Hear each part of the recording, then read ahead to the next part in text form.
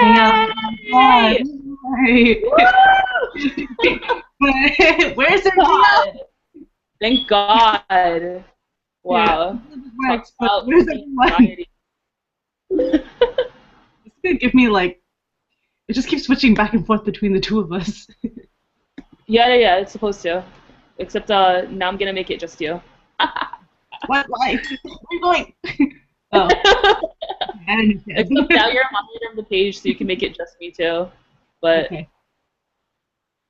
Um, oh, oh, thank so God. like when someone else is talking, we can make it so people only see that person rather than it go back and forth. Wait, yeah.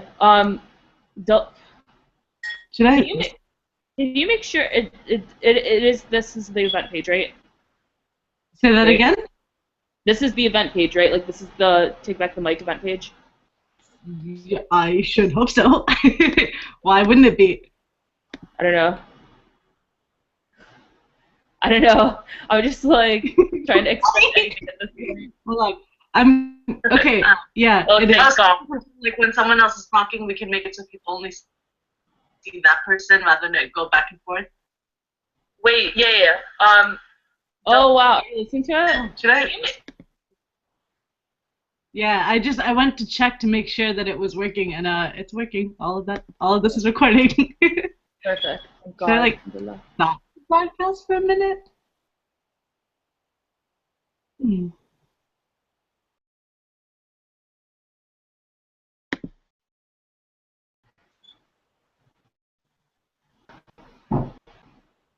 Oh look, you have a little thing under your name. You see it, right? Yeah, Is it backwards for you, or is it just backwards for me? Because that's kind of weird. I think it's just backwards for you because it says it in normal. All right. Damn. The only way that we can get it for you is if you have the app, and that's just gonna take so long No, to I get you don't. to like download it. Where are Farah and Darshan? I have no freaking idea. Where's everybody? Hey, look, we have a viewer. Although that could have been me.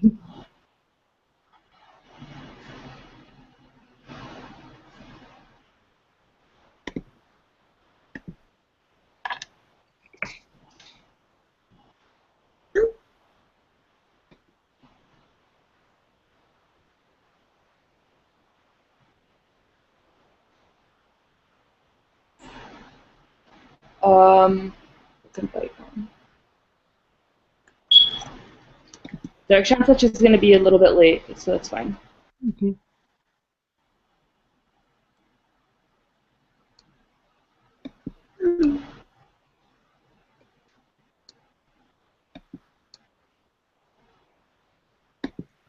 Um.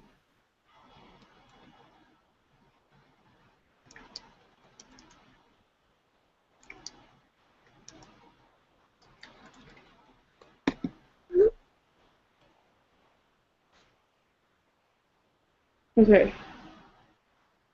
What? I'm gonna post the group.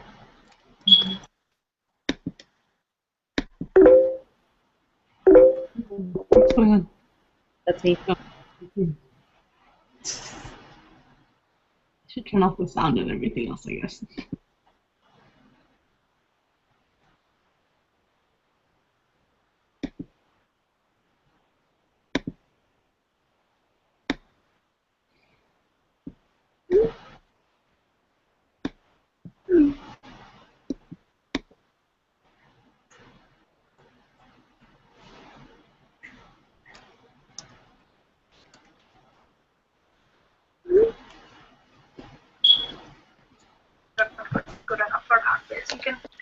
Hello?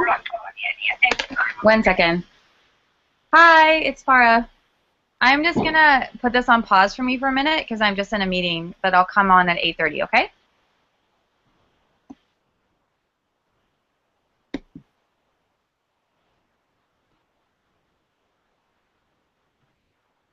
Hi.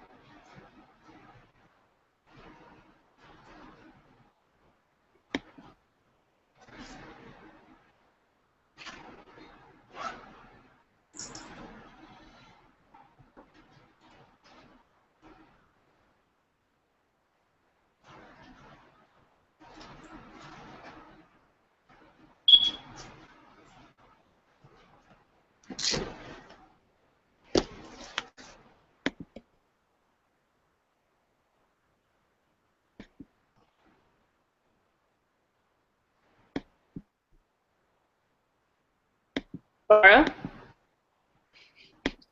Hi. I think Farah stepped out for a sec. She looked like she was on the phone. How come I can't see you?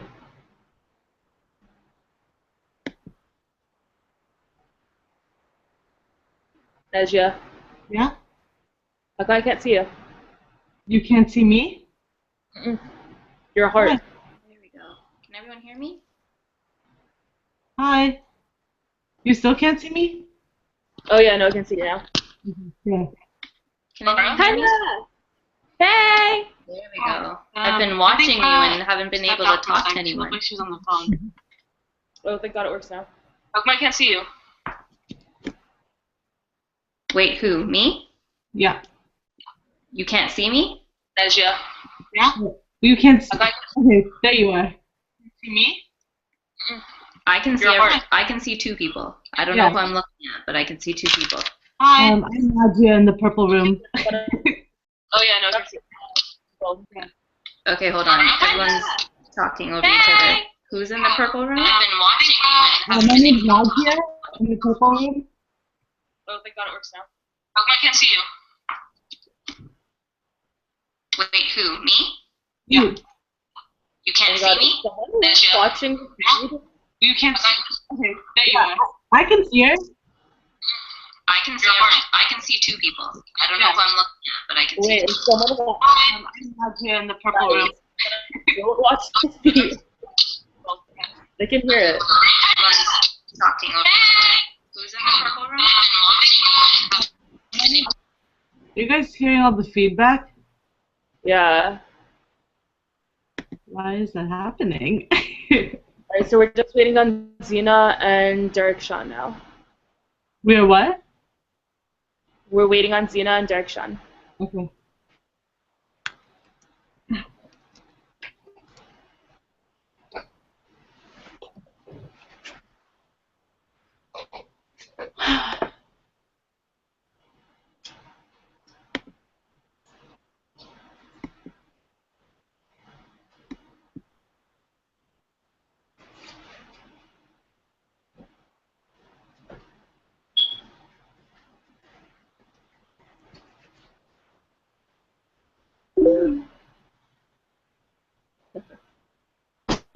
Who's that?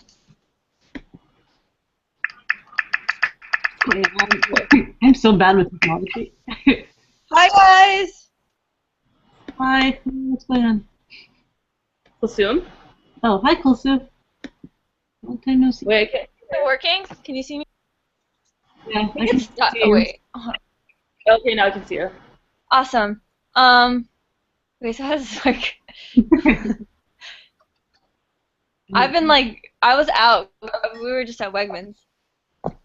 We went to get cake for Henry. Where's it? Oh, hold on. Alright, literally the only other speaker we're waiting on now is Derek Sean, and she's coming out of a staff meeting right now, so she'll be here. Okay. Is this gonna have everybody else in these little squares too, like that? No, everyone else is just gonna be watching. Oh, okay, cool. Yeah, we should all be little squares. There's Kulsum. There's Imani. There's me. Well, when I click on you people, do you guys get new screens? Ish. No. Like just now is Kulsum in the main screen? No, right now for me it's Oh, cool, I can click on them. Yes. This is so neat. I think it shifts according to who's speaking. I don't think. I don't know. Maybe. Wild. Alright. Wait, hold on. I'm gonna go get my mac and cheese. Guys, get my mac and cheese! Hi.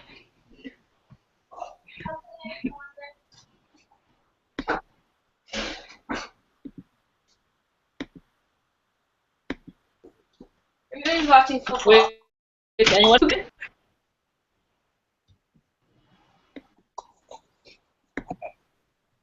Alright. Okay, I'm trying to figure out if this is actually working. Who is the main speaker here? I don't know. I think this is gonna be like kind of a roundtable thing, but I think Amani is taking point. Okay. I don't know who Amani is though. The screen Oh, I'm sorry. Amani is. Um, Introduce yourself, Amani. hey, Sina. Hi. Okay. I don't know. Is there a lag Hannah's for? gonna be moderating this. She is our moderator today. I'm like so excited that we have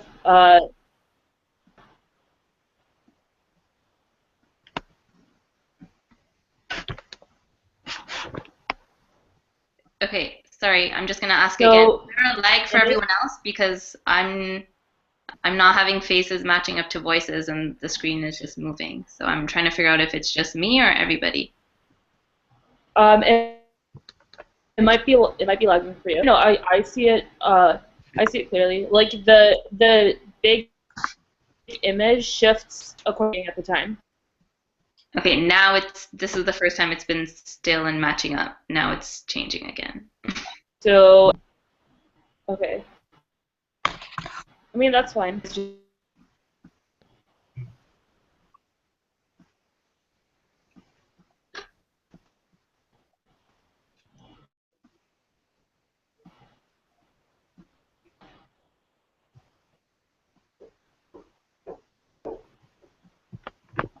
Naj, Yeah. look, we were passing by in the grocery stores. In the Wait. grocery store. Hold on 1 second.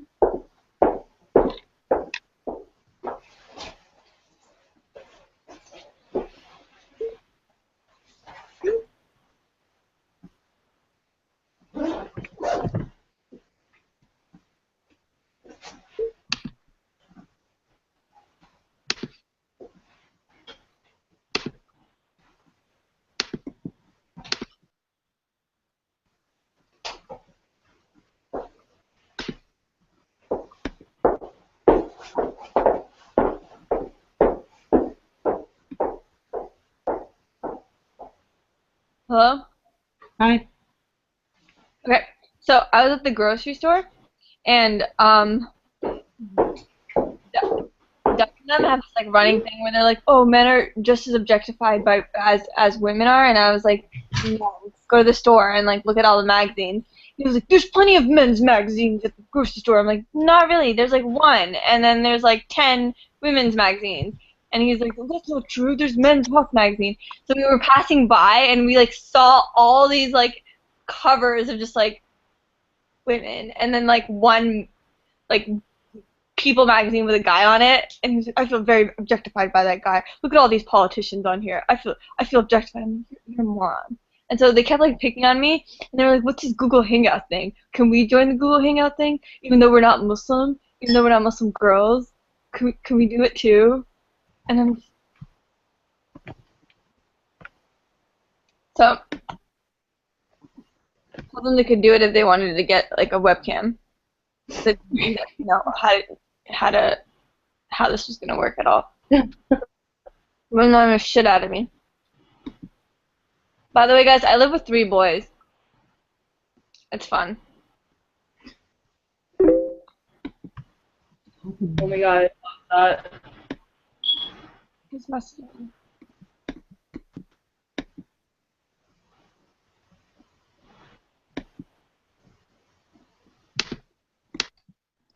I just had a guy message me saying, "When is this thing gonna start?"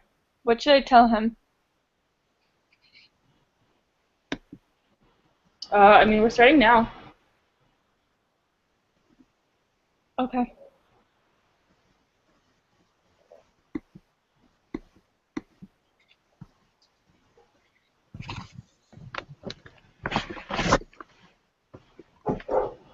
Okay, so yes, this is going to be like a roundtable discussion. I definitely want this to be just like any kind of conversation or chat that you would have with your girlfriends. This is kind of like a place where we can all be really open about these topics and issues that are really pertinent to our daily lives. And I think for us to be a new feature on MuslimGirl Net was a monthly series of Google topics. So, in conjunction with the 16 Days Against an international campaign around the world up at the United Nations.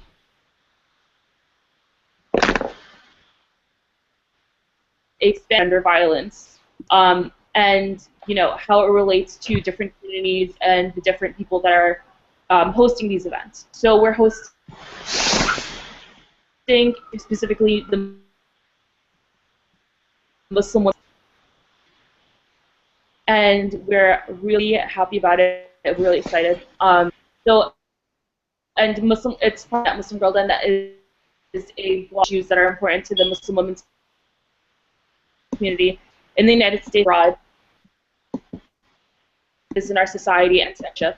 So I'm really excited here because if you're following over the past few weeks, there's been public harassment, street harassment, gender violence on Muslim girls. I'm going to talk about this, especially one that's been really high. Wrote a response to a viral video that was broadcast online. It showed a woman wearing a hijab walking through this. Sorry, I just gotta say that the computer just keeps going out. I'm not hearing everything. Are other people hearing, or does it keep going? It goes in and out for me too, but I thought it was just me. No, it's going like I can't hear half the sentences. Yeah, neither can I. But I can hear you just fine. I think that if it goes in and out, it's because someone is like there's like sound coming from another microphone. No, it actually it's just yours. It just breaks. Yeah. And you have important things to say, and that's why I'm like I want to hear it.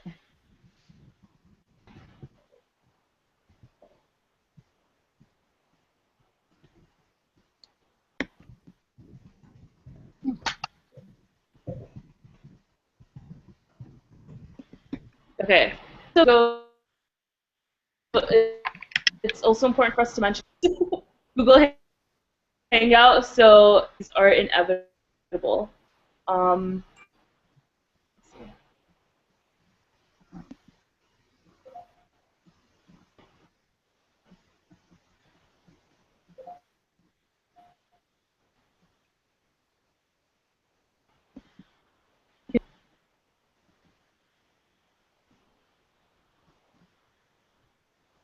Amani? Yes.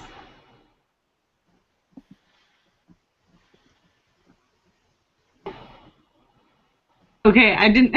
I think there's just like a slowness between your broadcast. It doesn't seem like anyone else is having an issue. What browser are you on? I'm on Firefox.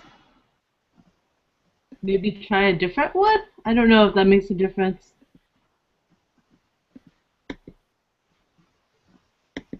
Okay.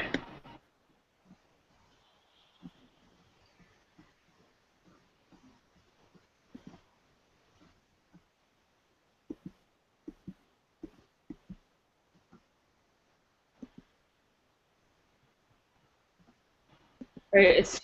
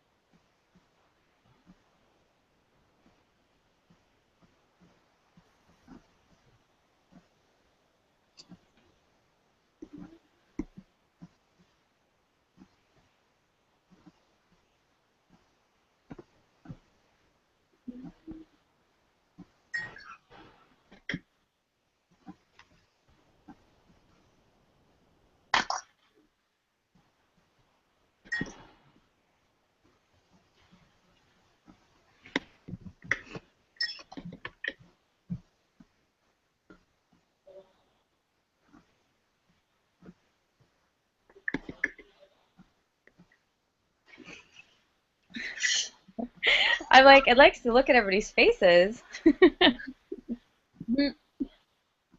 Maybe we could introduce the people that are some of the people here while we wait, because there's only 1, 2, 3, 4. There's like 5 of us. Yeah. Okay, so just to be clear, can everybody hear me now? Because before people couldn't hear me. I can hear you. I can hear you. Everyone can? Okay, so I think it was just Amani's connection before. Okay, so if we want to just start, because I have all the questions here with me, if people want to just start by introducing themselves. Amani, you can let us know if you can jump back in if your internet connection works out better or whatever it may be, and just jump in whenever you like. My name's Henna. I'll be moderating the discussion today. I guess we had some technical difficulties, so we're starting a bit late. If anything cuts out with your connection, or if there's any concerns that you want to bring up, feel free to just type it into the group chat box, and I'll address it. And if mine goes out for any reason, please let me know too. So do folks want to just go around and introduce themselves, and then I can tell you a little bit about myself after. So whoever wants to start. Okay, well, my name's Najia Tamiz. I am a law student here at Syracuse University in my last year, which is thrilling. Yeah, that's about all I got. How did you hear about the chat today? I, along with Kulsum and Amani and Darakshan, who isn't here, we wrote the article regarding sexual assault and street harassment Okay. on MuslimGirl.net, so that's how. Okay, so you've been directly involved in the past. Yeah. Okay, cool, thanks. Hi, I'm Kulsumi Jaz. I also go to Syracuse Law. I'm a 3rd year as well. Me and Naj are like best friends. We wrote the article together for the Hypocrisy of the Male Narrative or whatever it was. Okay, great, thanks. Hi, I'm Zena. I'm a sophomore at Princeton. I wrote the article about how the hijab shouldn't be used to victim blame people who are targets of street harassment on MuslimGirl.net. So that's how I got involved. Okay, great, thanks. I'm Farah. I'm a violence against women counselor in Toronto, and I work specifically with Muslim women and girls.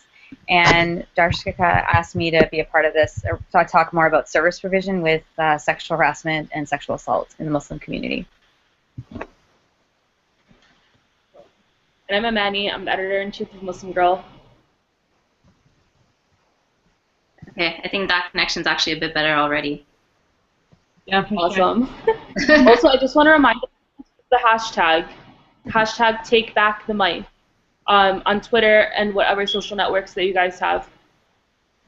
Okay.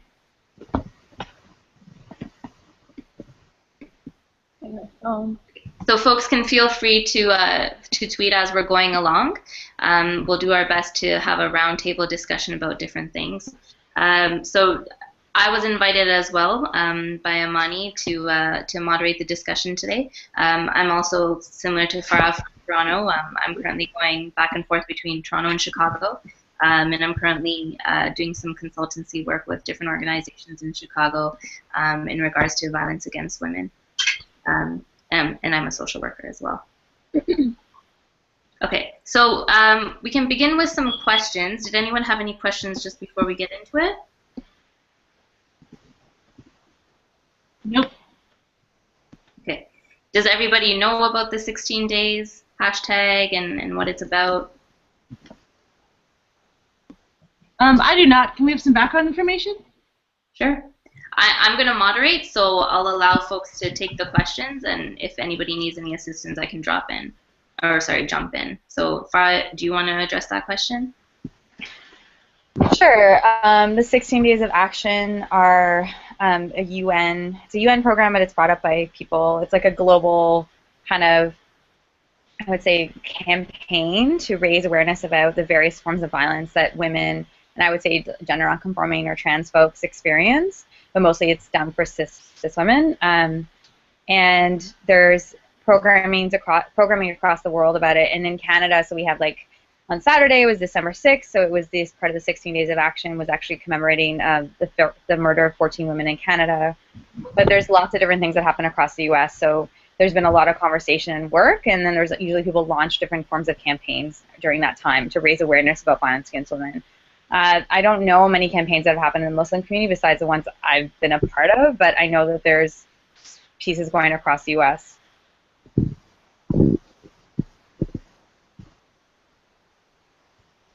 Okay, thank you. Do any of the ladies, so I know that Nadia and Kusum both go to Syracuse and Zina goes to Princeton. Do you know of any campaigns that are going on your campus right now in regards to 16 days or in regards to domestic violence in general that you could educate us on, given that we're not in the city?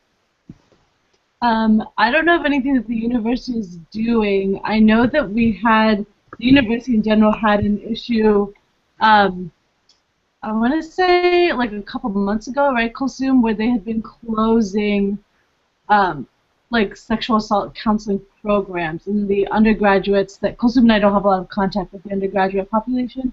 The undergraduates have been protesting that. Sorry, I don't know about everyone else, but I didn't catch what Kusum said. Sorry, I was just saying, like, along what she was saying, there was a couple of protests a couple months ago because they were closing down some, like, sexual assault relief programs at our school. Okay. But I don't know what's going on nowadays with that. Okay, well, maybe that's something that we can look into further and maybe tweet about that. Yeah. Zina, do you know of anything at Princeton? Unfortunately, I don't think there's anything happening related to that. Princeton doesn't really have too much of like an activist culture, which is starting to change recently, but people are mostly getting involved with either protesting Ferguson and the events that happened there or focusing on the eating club controversies that have recently been happening in Princeton. Okay, great, thank you. So basically, given that description, that's kind of what our talk's going to evolve around today. So today what we kind of wanted to get talking about is just how all of you define being a Muslim and a feminist and how you reconcile those, if at all, and how you would identify with both of those identities at the same time. It's a huge question. But it's just meant to get the discussion rolling. So if anybody has some thoughts on that, I know it's a struggle for a lot of folks, but if you want to just share your thoughts on that, we could get the discussion started with that.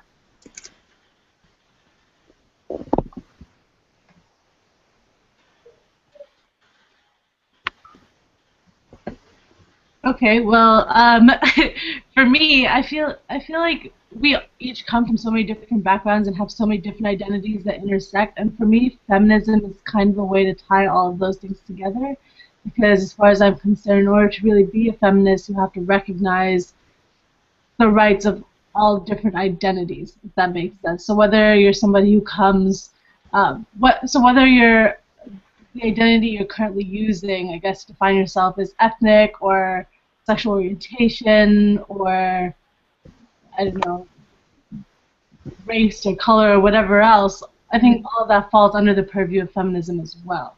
Right. And so for me, it's just this one big umbrella that I can use for everything. Right. Yeah, that's a great point.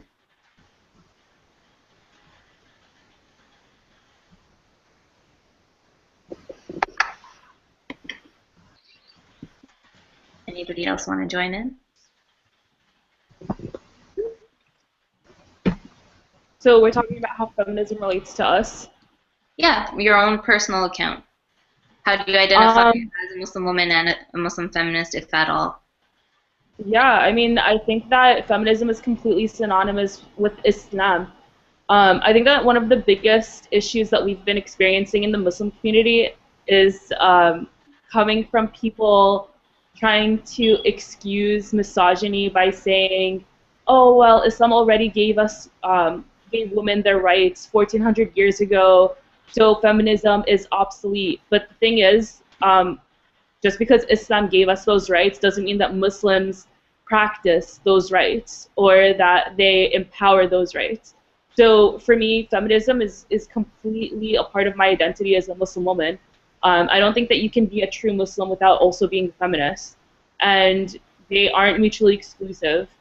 So feminism has, definitely played a core role in how I perceive myself to be as a Muslim woman, especially living in the United States. I think that it's been a really great outlet for me to develop my identity and understand all the nuances that go with nowadays.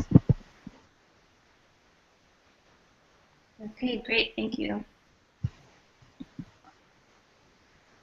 So going off of what Naj was saying as well, feminism for me is basically equal rights for everyone. So in order to truly be a feminist, you have to recognize that ableism exists, heterosexism exists, racism exists, ethnic, subjugation exists, religious persecution exists, and all of those things. And also, I don't know how do I articulate this?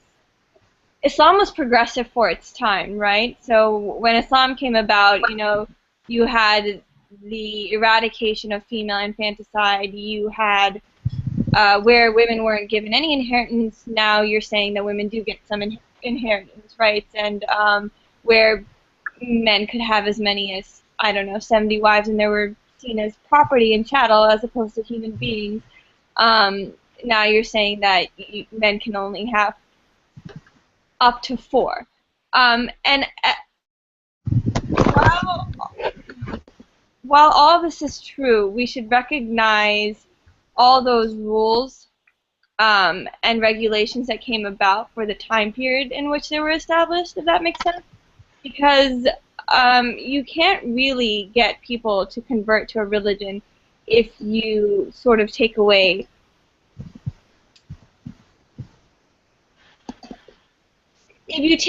all of, get rid of all the power dynamics. That's called terrible branding. Do you know what I mean? So, it is. It's terrible. I mean, you can't say to people, "Hey, convert to my religion." You can, instead of having 70 wives, you can only have 1. Instead of women getting no inheritance, they get all the inheritance benefits that men get. Instead of, you having access to as many slaves as you want, treating them however you want, now you can't have any whatsoever. And so what Islam did was sort of mitigate all of that. It gave several rights to women. It sort of curbed the practice of slavery.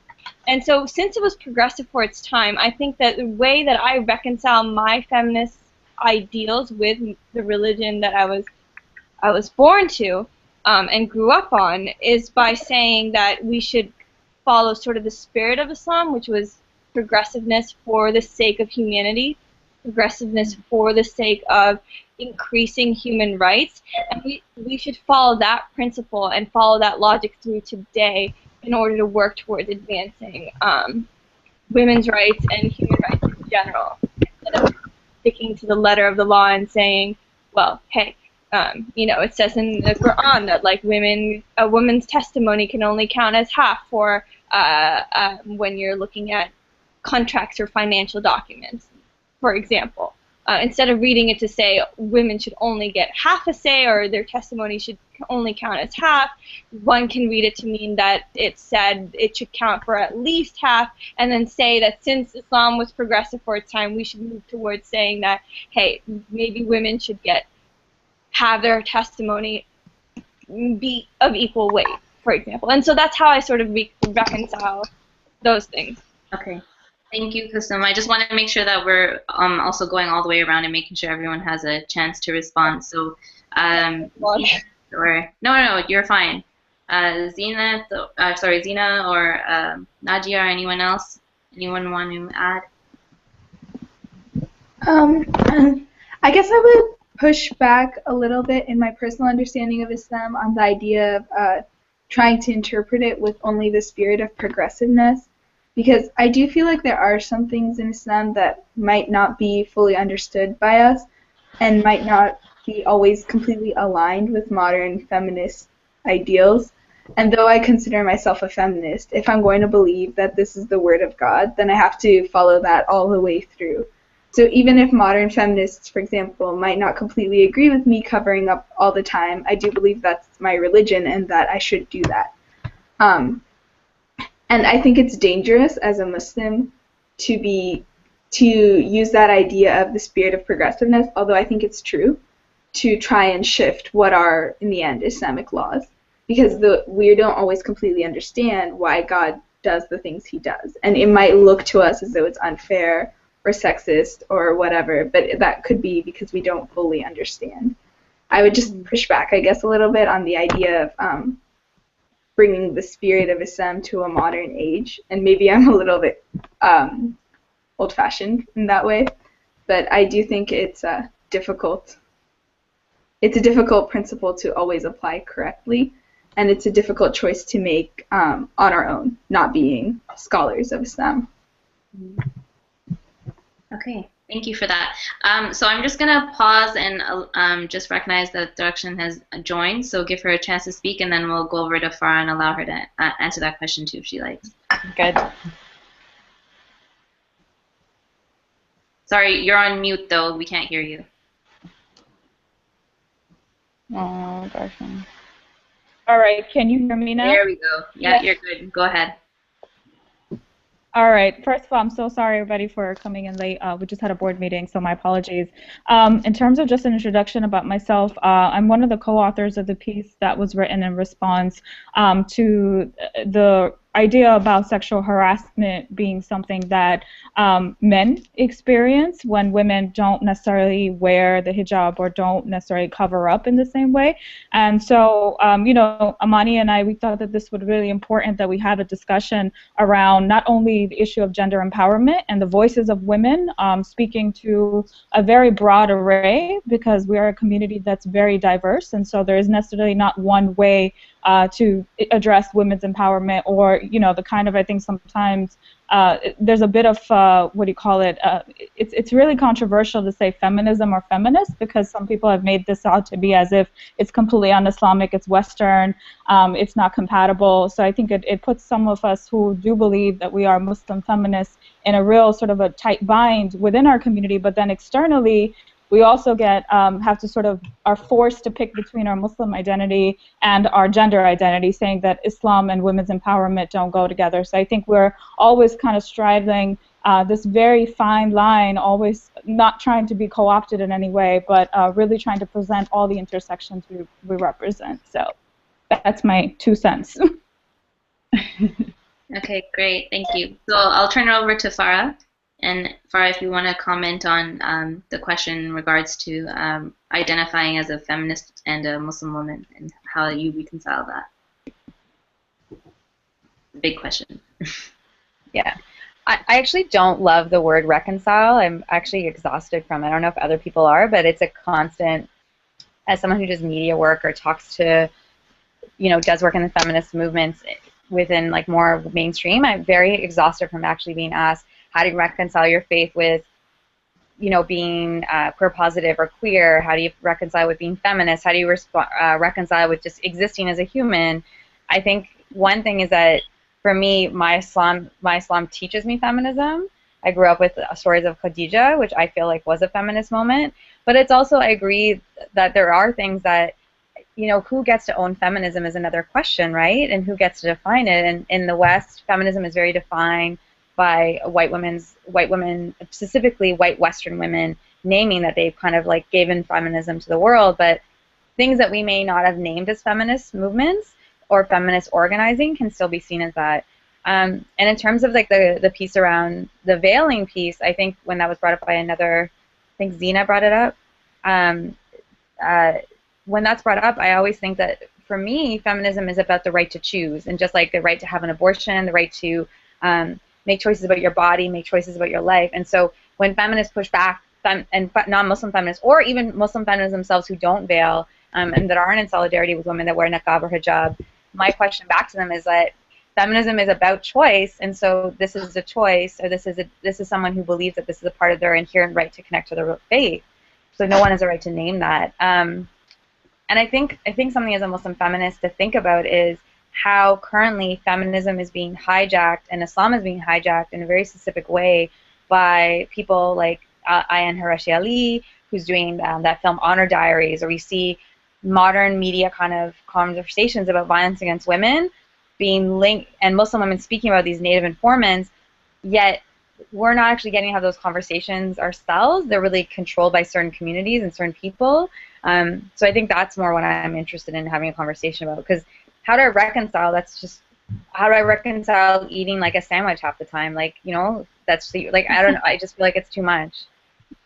So that's my 2 cents. So again, just to clarify, because it is, I mean, roundtable, and we're all on this Google chat. I mean, I know people are somewhat new to one another as well, but feel free to jump in and add your comments.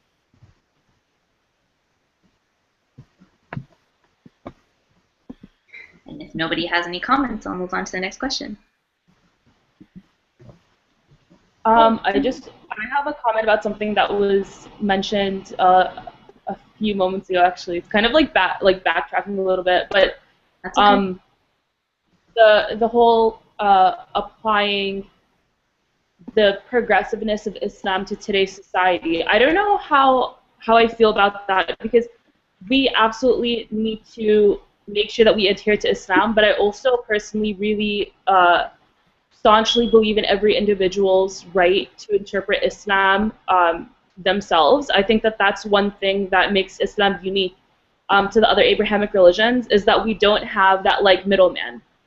We don't have like fathers or bishops or popes or anything like that to kind of be in between our connection with God, and that's very intentional in Islam, because it kind of is the foundation of why every person in Islam is entitled to their own personal connection with God.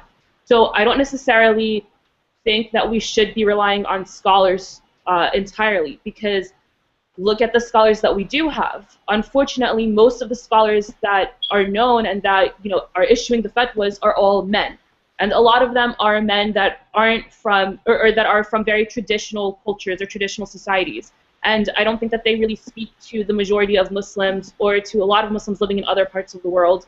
Like, there was one scholar a couple of years ago, like I use the term scholar loosely, he issued a fatwa saying that women, it's like haram for women to eat cucumbers, carrots, or any phallic-shaped like vegetables / fruit in public. Like, and it was actually like a fatwa that was being advertised in the Middle East, and I was like, what the hell? Like, who gives people like that the authority to come up? You know what I mean? Like, it's just such. There are so many scholars that unfortunately view Islam from such a sexist and patriarchal lens, and I don't feel comfortable giving them their interpretation more of an authority over my interpretation. If I want to read a verse of the Quran and I want to interpret it in a very feminist way, then I feel like that's something that I'm entitled to, and my opinion of it, if I've studied it the best that I can, isn't any less authentic than that of a person who calls themselves a scholar. So I don't know. I think that the intention behind Islam is definitely something that we should focus on as well, because there are a lot of things that aren't applicable to today's society, but that do carry very heavy values and lessons that are pretty universal. Okay, great. Thank you. Any thoughts on what Amani was saying? Yeah, I'll add in something, Hayat's direction. I think that one of the concerns I always have is that gender-based violence is something that you need training on. A lot of individuals tend to, and that's not even necessarily in the Muslim community, but generally people do not think of rape or sexual assault as rape, or domestic violence as domestic violence. They tend to think about this as, oh, it must be just an unhealthy relationship that can go away if people just fix themselves. And I think that we lack training within the religious sphere in understanding the dangers, how it's a systemic pattern of abuse and control. And so for me, I get really sort of cautious when we get scholars who have no training whatsoever on gender-based violence, who tend to give fatwas or give any kind of sort of, Islamic advice to individuals, which is not rooted in anything except what their understanding of gender-based violence is, which we know that when women experience it, it's completely minimized, it's diminished, it's not seen as serious. I mean, one of the things I know that in the work I have seen is that a lot of direct services providers have seen that imams have given advice to women that has actually put them in more danger than has actually helped them, because they don't see the terror, they don't see how in that situation, a DV situation, that the woman is in danger. And so they'll tell something like to the woman, go back and just deal with him or cook better, when actually her life is in danger. So I think that, you know, going back to what Amani was saying, we need also scholars who have training and understanding of what gender-based violence is, and then go into our Islamic interpretation and talk about how that applies to it. I respect scholars. I completely get that there are people who need training on these pieces, but I think a lot of scholars may have some training on the Islamic piece, but absolutely don't understand gender-based violence, and they bring their own biases, their own perceptions, which is always rooted in victim blaming. It's about what did she do to put herself in the situation. And when you talk about sexual violence particularly, there's so many times that Muslims have said, well, why was she not wearing the hijab properly? Or even if she was a hijabi, what was she doing that put herself in that situation? And that also means we don't recognize male rape in our communities whatsoever. And so I just wanted to throw that in there in addition to what Amani had said. Yeah, that's a great point. Thank you. I actually, Hannah, if you don't mind, I kind of want to throw in a curveball just because I've been eyeing our Twitter mentions. And this definitely goes off of what Darshan just mentioned. And it also, I think, goes a lot into things that are happening right now, like with the Rolling Stone story. And I really want our awesome residential DV experts on panel today to kind of go into this. Twitter user Kanye D. Western asked, so what should happen to women who falsely accuse a man of rape? Serious question. I think that would be a really good opportunity to discuss kind of like the victim blaming or the invalidation of narratives of rape victims, or take it however you want to take it. That's a question to the panel.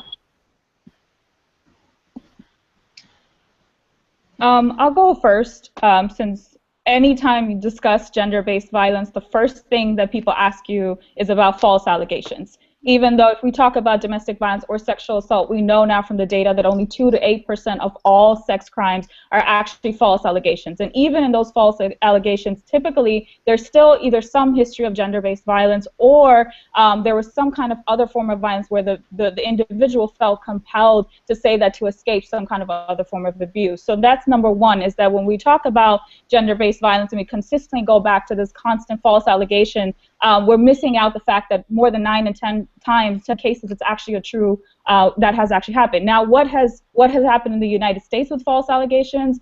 Anyone who comes forward and makes a false allegation is actually prosecuted within our criminal justice system. Now, that in reality has ended up resulting in deterring many survivors from coming forward, or has resulted in the prosecution of women who were actually telling the truth, because the idea that we also have is that there is not a conviction in the criminal justice system, that means she must be lying, even though the overwhelming majority of cases, despite the fact there was a sexual assault case or a DV case, get dropped because of, again, social perceptions, victim blaming. So there's already mechanisms to address false allegations. Already the level of what you have to prove is so high that when people continuously jump to this idea of false allegation, they're really missing the bulk of the cases. So I think, again, there's already mechanisms to address false allegations. But if we were able to believe more survivors from coming forward, I think what would happen is society, the perception of what we think is quote-unquote legitimate rape, what we think is legitimate domestic violence, and having a very few number of cases that fall into that and completely silencing the majority, that would also change. And just to add on to that, real quick, just to add on to that, Twitter user Viva La Nadia said, only about 2% of all rape and related sex charges are determined to be false, the same percent as for other felonies. Let's focus on the real problem instead of outliers to justify rape as not being a serious problem. Okay, sorry, and we're just going to take it back to Farah because I think she has something to say.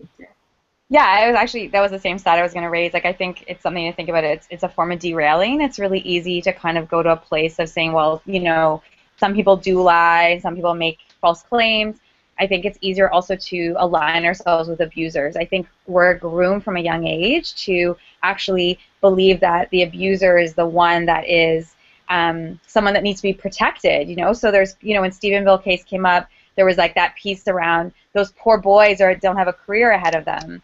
And it's like, well, what about the young woman who was sexually assaulted? Or in the Jada, you know, there was a young girl who was sexually assaulted, and people made all these like Jada pose memes and about mocking her sexual assault.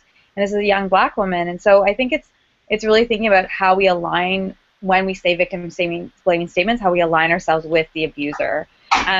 And I do think in terms of the Muslim community, what I've seen is victim blaming in terms of, you know, women that wear hijab being called a hojabi if they wear like skinny jeans and a hijab, and then if they go out and they get harassed, it's like somehow they're asking for it in the way we dress. But I think challenging that even within women that wear hijab and niqab is really important, like, because I think sometimes it gets focused on the women that don't wear hijab, and they're like, well, you're asking for it in this way. But I think also women get shamed and policed and persecuted that wear hijab and niqab. And as someone in solidarity, absolutely, I can't speak to completely that experience, but that's my understanding with the work that I do.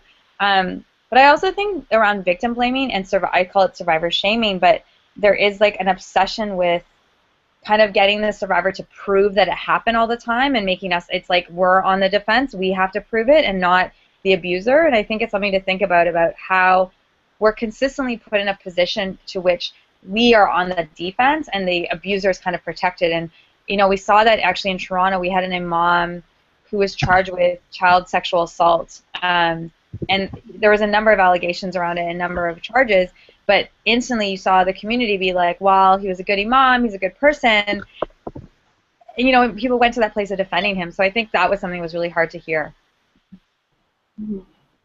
I also wanted to just add why women in general would be more privy to doing the whole victim blaming thing.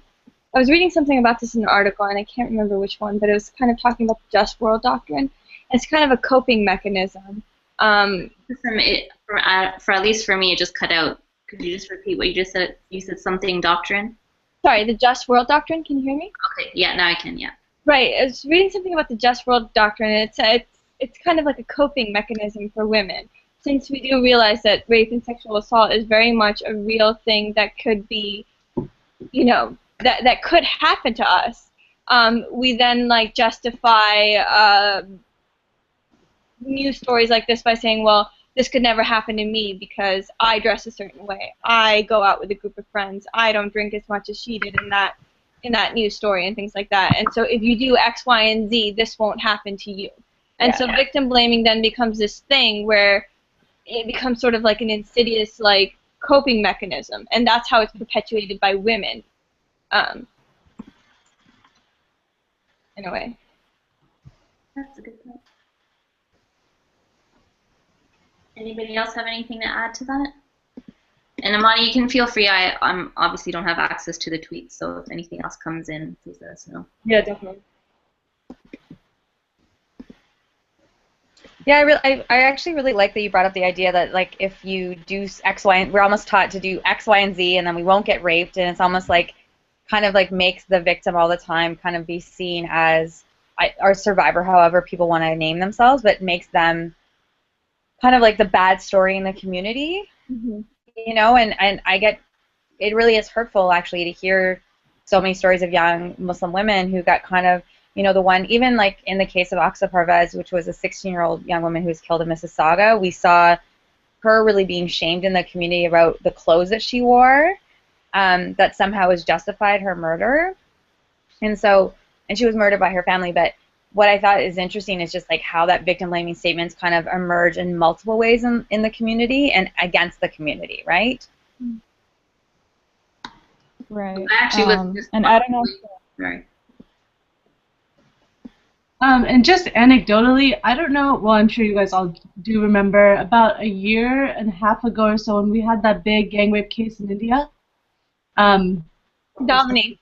Yeah, the Dominique case. Mm-hmm. I remember sitting at home and watching the like huge media coverage of it going on, and it seemed like everybody's biggest issue was where she was that night, where she was going, and there were just so many rumors flying around about whether she was meeting a boyfriend, or maybe she was going to med school, or maybe she was just taking a walk to get food, and it just seemed like the majority of the coverage was what she was doing and where she was she where she was supposed to be? And if not, then what did she do to invite violence onto herself? And the conversation had gotten, for months, just completely derailed about what was actually going on in her case and what was actually going on in regards to criminal prosecution.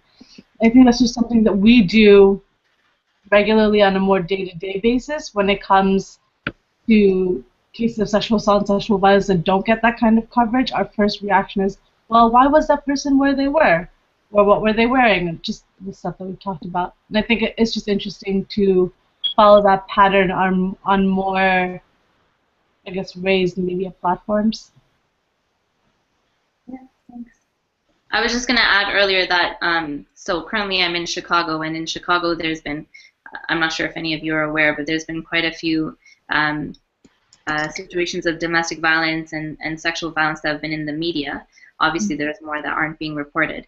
But there was recently on Black Friday a shooting at the Nordstrom on the main shopping street. And the story has arisen, and they've shared that it was a domestic dispute, and that it was a young woman who was studying in Chicago from out of state, and she had been in this violent relationship for some time and had been trying to get out of the relationship for the past year, and they claimed that he had been stalking her. So anyway, this ex of hers came into the Nordstrom and shot her in the head during Black Friday shopping and then killed himself. But what I think is, you know, and I use this word loosely, but what's really interesting about this case is that we haven't heard anything about it since, because what they said that day was that the shooter's mother and father were both part of the Chicago police. So, you know, suddenly there's no more information about this case.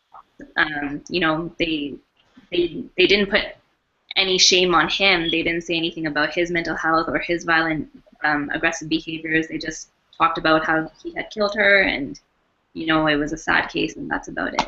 And I'm also going to share that just on my way here, when I was on my way home to this conversation, I was just listening to, you know, one of the local hip hop and R&B stations here, one of the more prominent ones, and they were talking about you know, the top do's and don'ts for work Christmas parties, and just very casually the DJ said, yeah, and the biggest don't for women is to not come to the party dressed like a slut.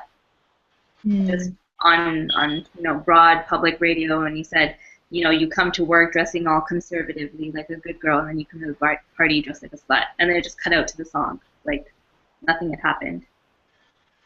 You know, so these are, just to jump onto, you know, what you were saying too, these are just like the casual thoughts that people have in terms of slut shaming and victim blaming and putting it on the woman rather than the other more widespread behavior.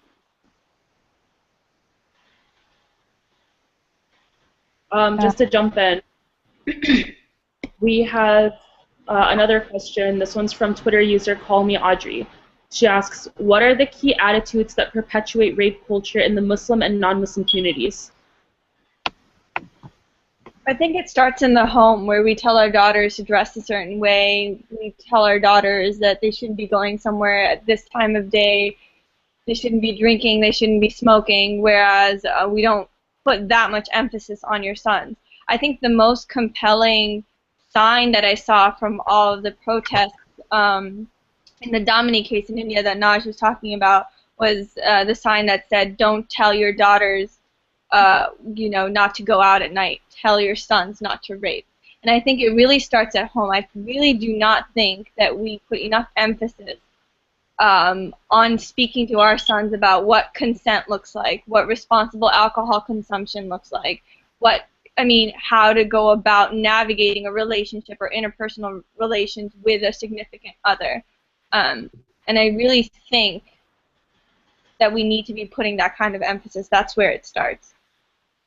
I also think that we put a lot of emphasis on, I guess the term for it is stranger danger, on the idea that sexual violence comes primarily from people we don't know, when in fact it comes primarily from people that you do know.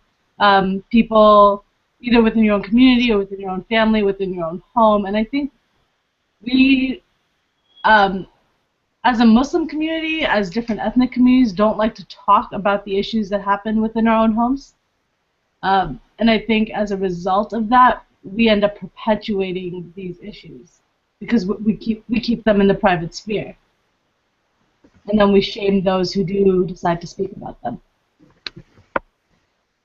I think that there's also a corruption of religious practices and forcing them to fit into this rape culture idea. For example, like that article that came out a couple of weeks ago about how if you wear hijab, then you won't be called out on the street, which personally I know is not true, but which also encourages people in the Muslim community to think of Islam as a way to protect women from men in a way that I think is harmful and leads to victim blaming more than it's actually useful. Because as my personal experiences have shown me that hijab doesn't protect you from aggressive attention in public spaces, but when you teach that concept to children, then it basically is reinforcing the idea that it's on the woman to make that choice to protect herself from the men, rather than on the men to make the choice not to basically harass women. Yeah. I'm glad you brought that up, Zina. Like, I mean, I think it's just another form of more widespread victim blaming. Because I mean, you know, there was that video that had gone viral of the woman walking down the street in New York, and you know, there was all these different comments about why she got the sexual harassment that she did because of what she was wearing or the neighborhoods that she was walking in. And I to be honest, I didn't watch it, but I know that there have been quite a few responses of a woman in hijab walking down the street or a woman in niqab walking down the street, and how, you know, she doesn't face as much street harassment. So anyway, I just bring it up because I always laugh, because I feel like there's this underlying assumption that in Islamic countries, in Muslim majority countries, that there's no street harassment. You know, that, you know, where hijab is mandatory or where hijab is commonplace, that women don't get harassed on the street. Really?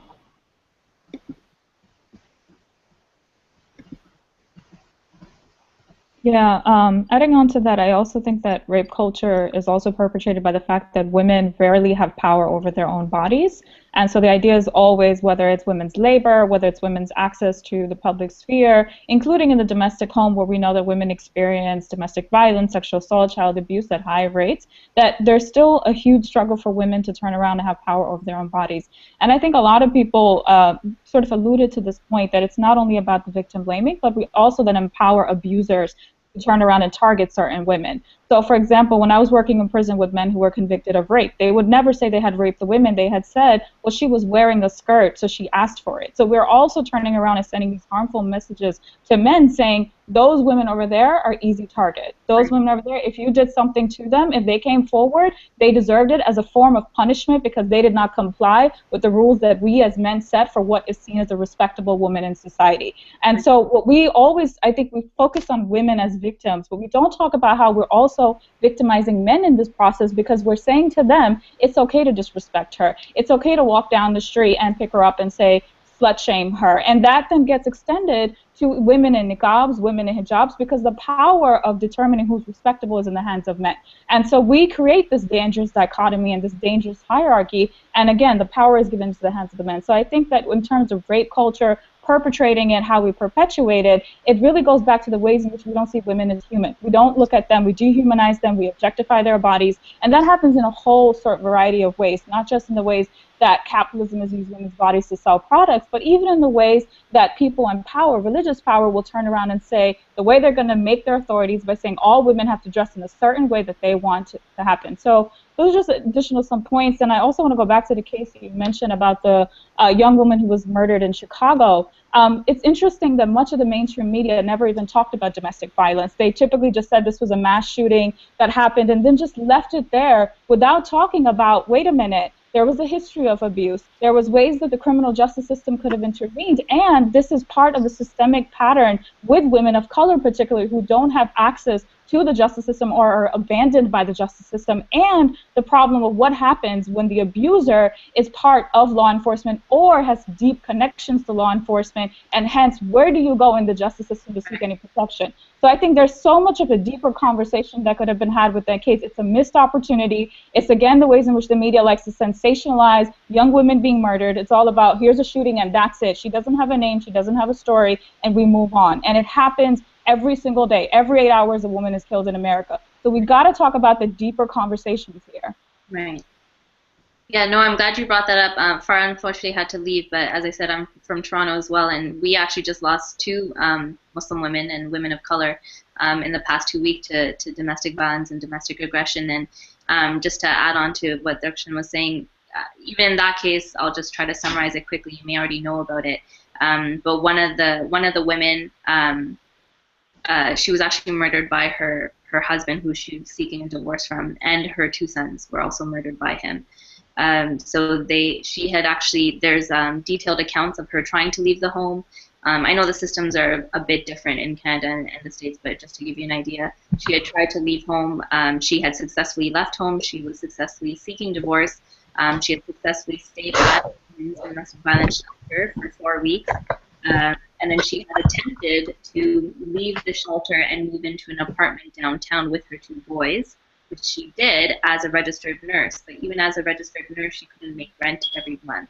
So she unfortunately had to return home to the abuser so that she could provide shelter for her 2 boys. And within a week of her returning home, he had murdered her, the 2 boys, and then jumped off a bridge himself.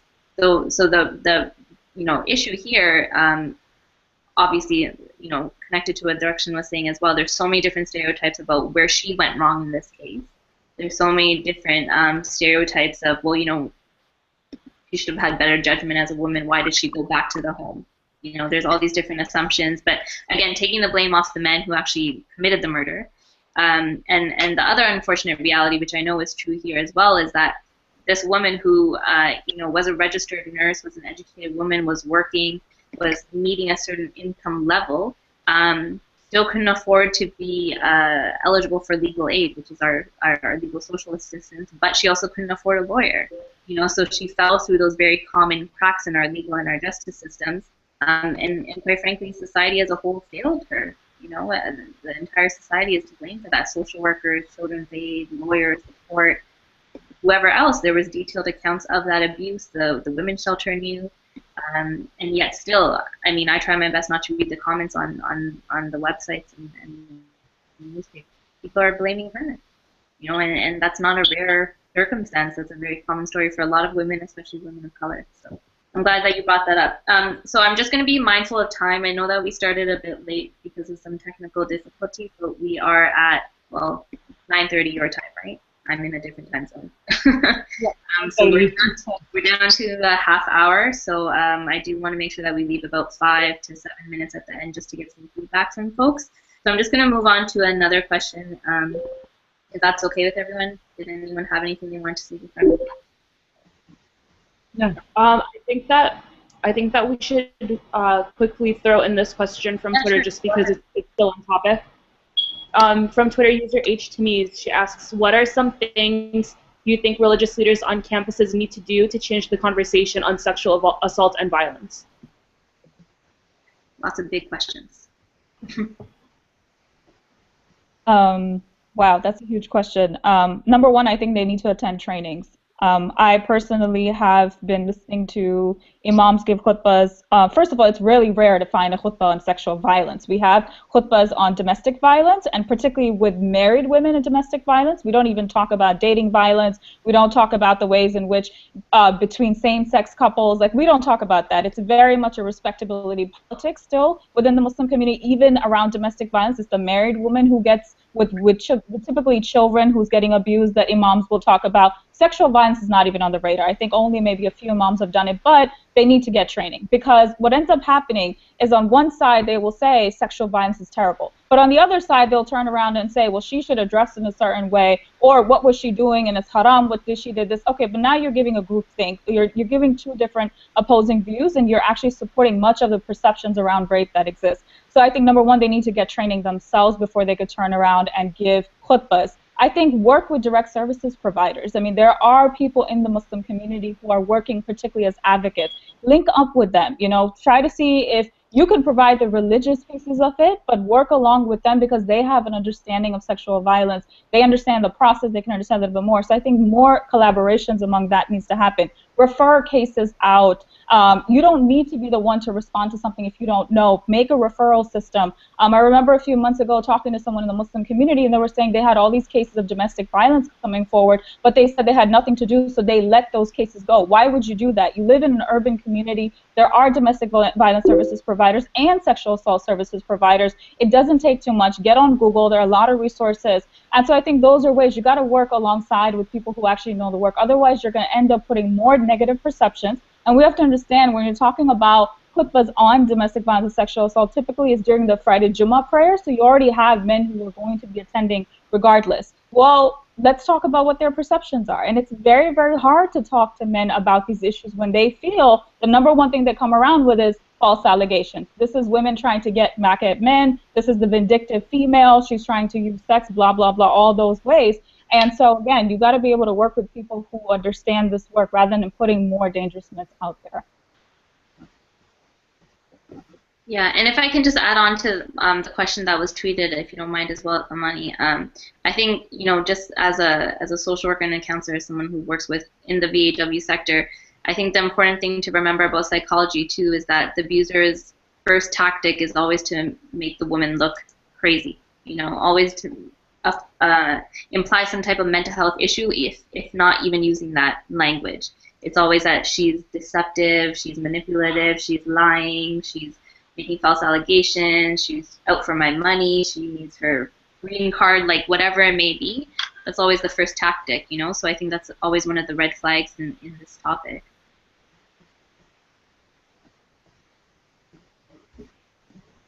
Were there any other questions that were being tweeted, Amani? I think we can move on to the question that you're about to ask us before I interjected. Okay. So I was gonna pose the question, which will probably be the last question, depending on where the discussion goes. But just in terms of the term gender-based violence, which is more or less what we are talking about and have been discussing, but in terms of more of an action-oriented approach, what do you see happening in your own communities in regards to gender-based violence? And then from there we can talk about what needs to be done in terms of gender-based violence. So less theoretic, more action-based. So, I mean, I would love to hear of anything that you know of that's happening in the Syracuse community or the Princeton community. I know that NYU's Muslim chaplain, Khalid Latif, has written a couple of pieces on gender-based violence and things of that nature. And I think we really should be reaching out to universities' Muslim chaplains because they tend to be closer to our age, more in tune with our issues, and more willing to talk about these things than the older imams at the mosques are. So I think that would be the first step, would be to have more Khalid Latifs around the United States speaking about these issues. I don't know if our Muslim chaplain at Syracuse addresses these issues. We haven't met with him yet. Because I haven't really been a part of the Muslim community as much at Syracuse because we're kind of in our own bubble here at law school. But I've been to a couple of things at NYU, and from what I know, they're more active in addressing the issue.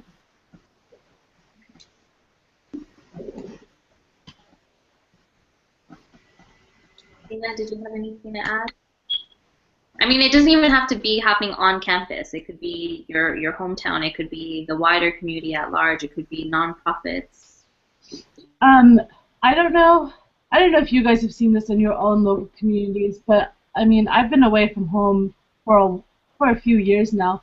But even from a distance, I've noticed the growth in young women taking more of a leadership role in their communities, in their Muslim communities, whether it's in their mosque youth groups or tutoring services or charitable organizations, just being more visible and having more of a power role, I think. I think it just helps. It allows those young women to have a platform for the issues that they believe in, and it also, doing the work that they do, I think it I think because they are more visible, their thoughts are given more respect. And I think if we need anything in any really community, it's more education and more visibility about women's issues. And I mean, from here, it makes my heart happy to see these, like, they're like 17 or 18 years old, and it's still in high school, and they're leading these youth groups, and they're leading religious discussions, and they're leading social justice projects. And I think the more that we do that, and the more that we encourage the young women in our communities to do that, the more we empower them, which I think is important, because I don't think our communities always make a concentrated effort to do so. Thank you. One thing I'd like to add, just to give an example about something more action-based, and I'm sure Farah would appreciate me mentioning this. So just to clarify, Farah and I work for the same program in Toronto, so working with young Muslim women. And one thing that we saw was really interesting happening in Toronto, which I know happens in a lot of other urban hubs as well, is that we would see in different ethnic communities, there would be like this auntie system, the system of women who, you know, would take in other young women kind of like a safe house. And the reason why I bring this up is I think that, you know, we can talk a lot about victim blaming and all the things we've been talking about today, but we're not talking as much about like a solution-focused perspective of what do young women actually do when they are facing gender-based violence, and how do they leave it if they need to, and you know, how can they even conceptualize leaving? Because for a lot of young Muslim women, regardless of what ethnicity you're from, you're taught to not question. You're taught to listen to what your parents are saying. You're taught to not question your religion, etc., which means also accepting or submitting to the abuse in a lot of ways, not by choice, but out of fear. So I think what we also really need to recognize is that there aren't outlets for young Muslim women to be. And you can correct me if I'm wrong in your own city, but I know, for example, in Toronto, women's shelters aren't the right places for young Muslim women to go. You know, they're coming, you know, again, I'm speaking in broad terms, but they're coming from fairly conservative families. They're coming from families where religion was enforced in the home, if not in a fundamental sense, in a cultural sense. I think we can all agree that regardless of what ethnicity we're from, there is a culture of Islam. There are certain things that we all know. We all know to say salam. We all know that there's 5 pillars. We all know to wash ourselves a certain way, regardless of how practicing your family is. So for a young Muslim woman to be taken out of her home or to flee her home and then to end up in a women's shelter where it's predominantly white or predominantly non-Muslim, now suddenly they don't have access to halal food, they don't have access to prayer, they don't have access to other people from their culture, their ethnicity, to clothing, to religious texts, whatever it may be.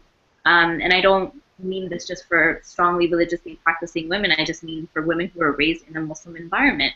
You know, so for the most part, there aren't Muslim shelters. You know, there aren't Muslim safe homes. There aren't places for young Muslim women to go. So what we saw in Toronto is that in different ethnic communities, there would be safe homes that women would go to. But again, this isn't a formal thing. This isn't a formal setup.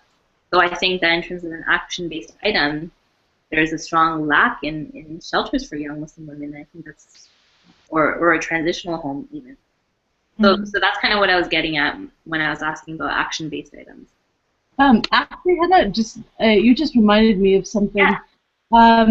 I was speaking to an uncle of mine the other day. Actually, I was up in Toronto, and he was telling me that like there's obviously a very huge Muslim community up there, but he feels like there's a huge shortage in young Muslim people who provide social services to their own communities. There's a shortage of Muslim lawyers who do work in like the area of family law and children's rights, and there's a shortage of people working in social services, like I don't know, like the we have like DSS and CPS here, but like yeah, and a shortage of like doctors who work in clinics in like free clinics in predominantly Muslim areas and that kind of thing.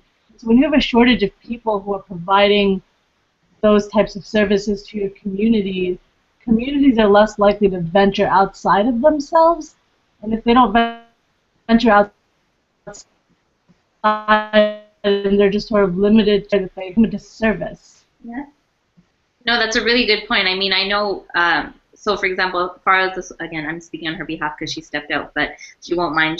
Farah's a social worker, I'm a social worker. We were very, far and few to come across in our program. Yeah. I know it's different in different states, but just to emphasize what you're saying, we need, as an action item, we do need more Muslim women, Muslim folks going into these fields of social service providers, whether it's legal, whether it's health, whether it's mental health, whether it's social work, counseling.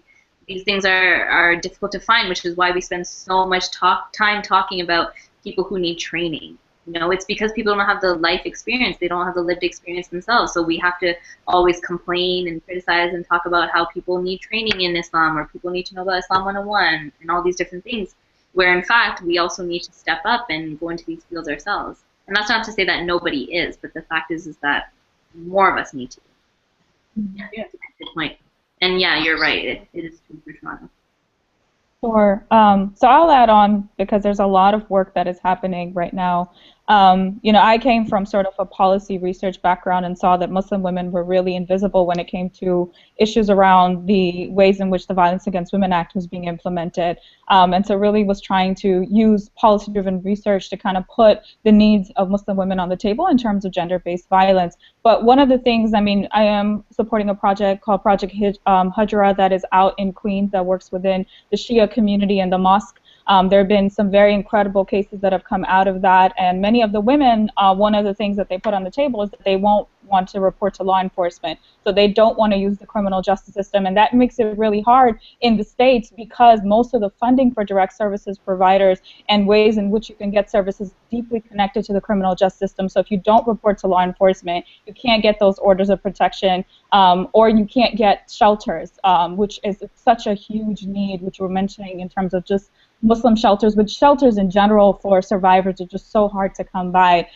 We have been focusing in the DMV community, the DC Metro community, what I've been trying to do. This is actually the third event that's happened since October. The first one was around sort of a circle with Muslim women about how do we build a grassroots movement to address gender-based violence. And the reason I did that is because as long as we don't have more awareness, we don't have more Muslim women and young Muslim women also stepping into this work, other people are talking for us. Farah earlier mentioned Ainar Shah Ali, who was the AHA Foundation. They are running in terms of the entire framework around violence against women in Muslim communities. They're the ones who wrote an entire section in the Violence Against Women Act of 2013 that was passed, which came word for word from their definition of forced marriage and honor-based violence. And that's important because when we talk about violence against women in Muslim communities, the perception of the Orientalist gaze is that honor killings and forced marriage is what our community is facing. They don't see that as domestic violence. They don't see that as an extension of gender-based violence. So we have a real tough struggle in America right now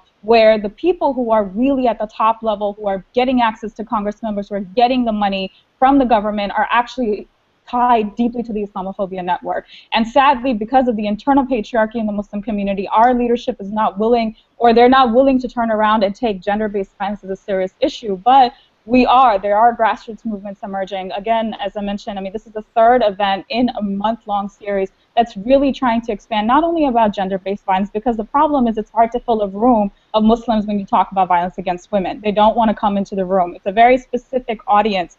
And so one of the challenges that came up when we had entire women roundtable is they were saying, what about the status of women in our community in general? We don't see female speakers. What happens to women's work in our community? And so we did hold, where Amani was part of that panel last month.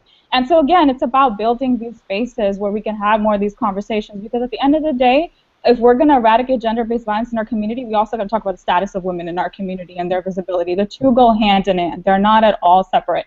So that's one project. If any of you are interested in the DMV community, we have a whole bunch of series of events coming up around human trafficking, addressing that in Muslim communities and the intersections.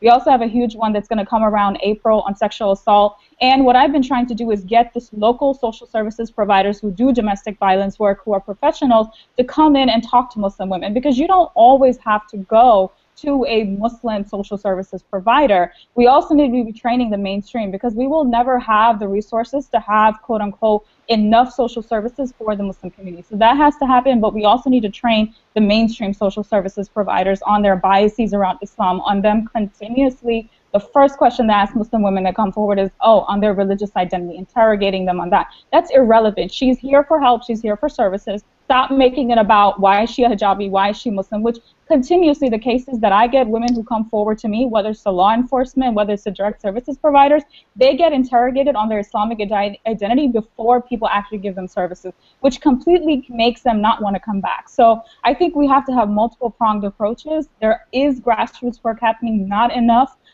But yeah, I mean, that's something that's happening in the very local DC metro community, and we're trying to complement that via research, via advocacy, via awareness as much as we can, because we need all the tools at the table.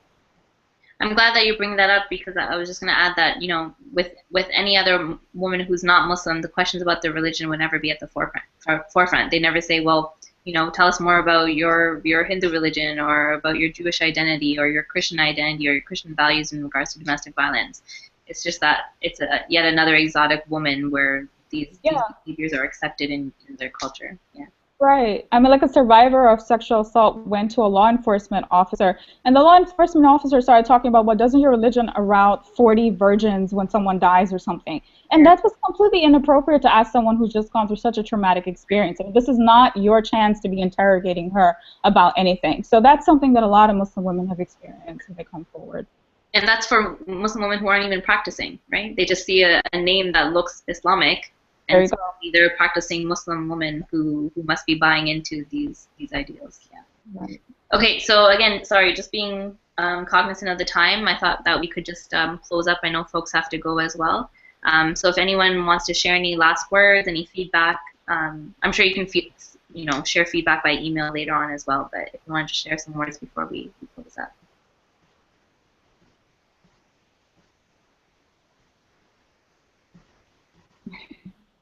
So, okay, I'll start. So, personally, I'm really grateful to Amani and Direction for inviting me in. Again, I've been very active in the Toronto community. I was born and raised there, but now I'm going back and forth between Chicago and Toronto. So, it's interesting for me to see how the movements are going here. I don't think any of you are from Chicago, but anyway.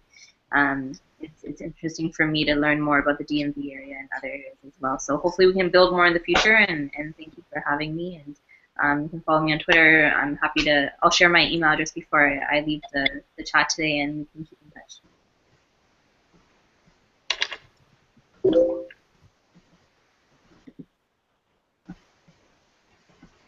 So if anyone else wants to go next, and then we'll close up. Yeah, I just wanted to say thank you to Direction. Yeah. Go ahead, Yeah, thank you, Amani and Direction, for organizing this. I really appreciate it. I think that just by starting to talk about these things is incredibly empowering. You know, when you go to a law school with an overwhelmingly conservative, white, Christian-based population, and then you come from a home that's overwhelmingly conservative and not really aware of women's rights issues, and sort of a home where your parents are more likely to defend notions of patriotism and nationalism. To, for example, my parents are from Pakistan. They're more privy to, you know, defending notions of patriotism and nationalism, as opposed to really paying attention to the people in Pakistan and what women actually go through, from gender-based violence to forced marriages to slavery, things like that. And so it's really empowering speaking to people who are also women of color, who are also Muslim, who are also women, and they're, you know, part of the diaspora population here in the United States. It's nice to know that you're not alone, and there's other people out there that are working towards the same goal as you are. So thank you. Get it.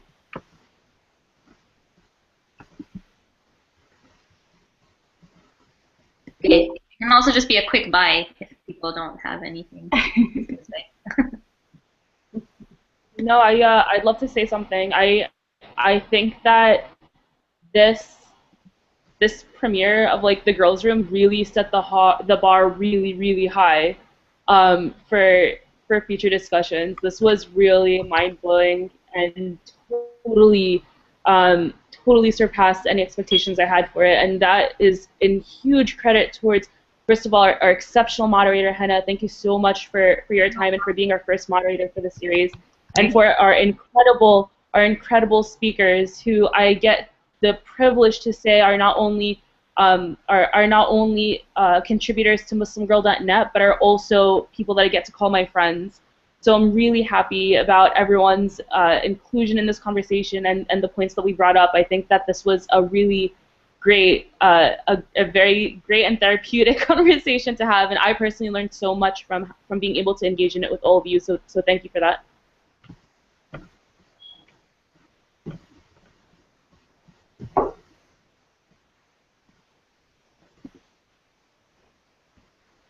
All right, so I'll go.